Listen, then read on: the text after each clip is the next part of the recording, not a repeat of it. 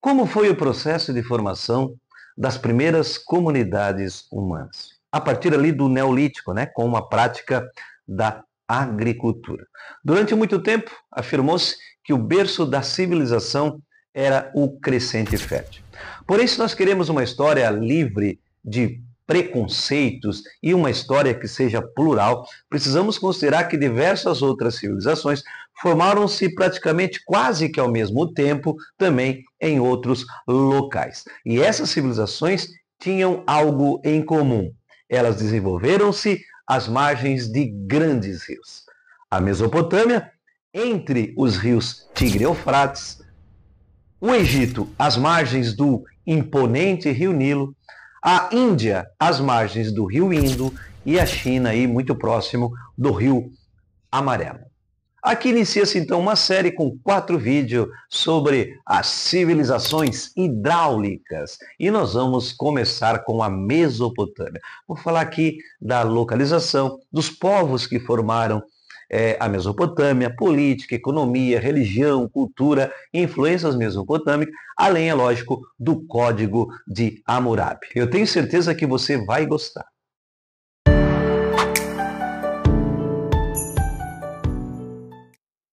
A Mesopotâmia teria formado-se a partir de 4000 a.C. A palavra Mesopotâmia foi criada aí pelos gregos, ou a região recebeu esse nome, né, em razão dos gregos, e ela é formada por 2 termos. Mesos, que significa meio, e pótamos, que significa rio. Portanto, Mesopotâmia é a civilização que formou-se entre os rios Tigre e Eufrates. A região é conhecida como o Crescente Fértil.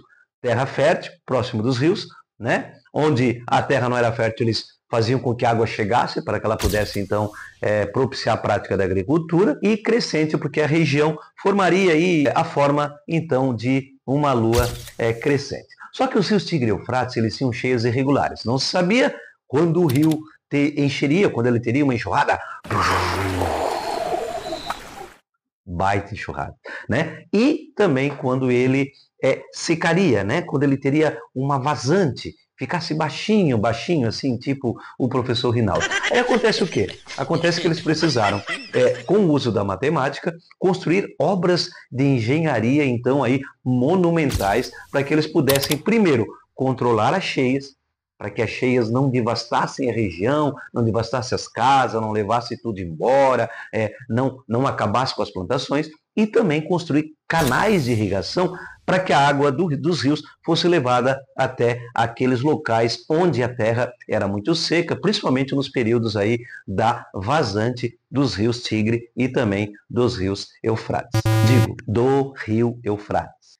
A sociedade da Mesopotâmia era dividida em estamentos distintos. Quando nós temos uma sociedade que é estamental, aprende isso para a tua vida. É uma sociedade onde praticamente não há mobilidade social. Ou seja, onde as pessoas dificilmente vão mudar de lugar dentro dessa organização social. Então nós temos lá em cima o rei, né, que era chamado aí de patese, tá? Aristocracia, aristos, melhor cracia, poder, então são os melhores. Ali nós temos sacerdotes, escribas, militares, comerciantes e artesãos. E aqui eu já quero chamar a atenção para 2, né, aqui que são muito importantes, os sacerdotes e os escribas, e você já vai entender por quê. Mas calma aí, calma o coração. Camponeses, né, um pouco mais abaixo, e os escravizados, que sustentavam a elite, né, com o pagamento de impostos, porque o modo de produção aqui é asiático. A posse da terra, então, é do Estado, então você planta e parte daquilo que você planta deve ir para o templo ou, né, no caso, para o Estado. Então, os camponeses escravizados eram quem sustentava aí esses mortos de fome da elite, tá, pagando impostos e também aí com o suor do seu trabalho. No que diz respeito à política, a Mesopotâmia era formada por cidades e estados independentes. Então coloca uma coisa aí na tua cabeça.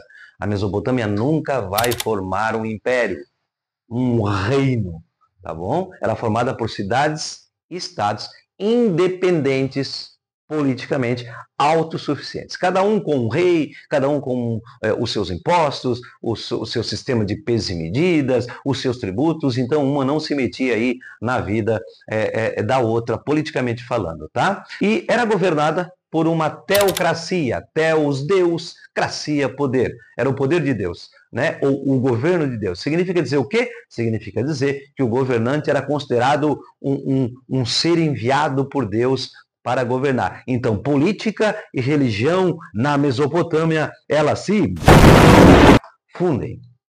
Ficou legal isso aqui? No que diz respeito à religiosidade, eles eram politeístas. Então, eles acreditavam em diversas divindades. Normalmente tinha uma divindade que protegia cada uma das cidades e estados. Tá? E tem uma coisa aqui que é muito diferente dos egípcios. Eles não se preocupavam com a vida após a morte.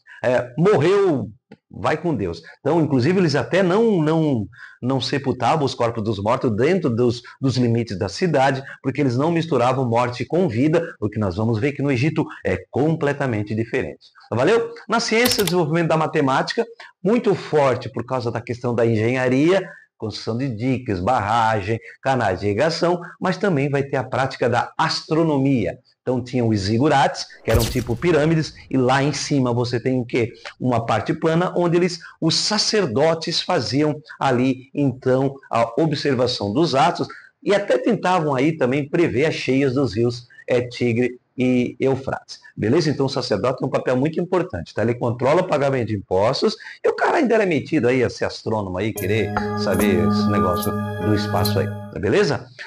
Com relação à cultura, o que temos que destacar é a escrita cuneiforme, que aproximadamente há 4.000 a.C. os sumérios teriam desenvolvido, tá? E quem tem posse desse conhecimento, então, são os escribas, né? Por isso que os escribas têm um papel muito importante nessa sociedade, porque eles dominam a escrita cuneiforme, escrita num tablete de argila, em forma de cunhas. Sabe o que é cunha, né? Peraí. Tipo triângulozinhos, assim, desenhados bonitinho na argila. E, então, tinham aproximadamente 1.500 caracteres. Então, ali, eles registravam o pagamento do imposto, registravam as suas leis e tantas outras coisas. Então, a escrita nasce de uma necessidade. Primeira, o controle e o pagamento aí, principalmente dos impostos, beleza? E o Código de Hammurabi, então, ele vai, então, surgir a partir do ano de 1700 a.C., na Babilônia, tá? Pelo imperador, obviamente, o Hammurabi, e é o primeiro código de leis escritas da história da humanidade, tá? Que tinha por princípio, né, o código, a lei de Italião, aquela mesma do olho por olho e dente por dente. Ou seja, significava dizer que a pena, né, que você sofreria ao cometer um crime se aproximava muito, tá, do próprio crime que você cometeu, tá? Então tinha por base aí, por exemplo, a questão da retaliação. Então imagina que o professor Rinaldo entrou numa briga, e daqui a pouco ele lá na briga furou o olho de alguém. Seria dizer que a minha pena seria, de repente, também ficar sem o olho, ficar cego e assim por diante, né? Então acho que você entendeu. Olho por olho, dente por dente. Tá? Aquilo que você faz ao outro, pode ser que como pena depois acabe aí voltando para você. Então esse é o código, então, de Hammurabi. Então esse foi o vídeo sobre a Mesopotâmia. Vídeo curto, simples, didático, maneiro, para que você possa então aí, né, ter presente os principais pontos aí a respeito dessa grande civilização. Se gostou do vídeo, está gostando dos conteúdos do canal, se inscreve no canal, dá aquele joinha e também ative o sino das notificações para você sempre estar recebendo aí os vídeos novos então aqui do canal Paideia. Valeu, até a próxima, abraço!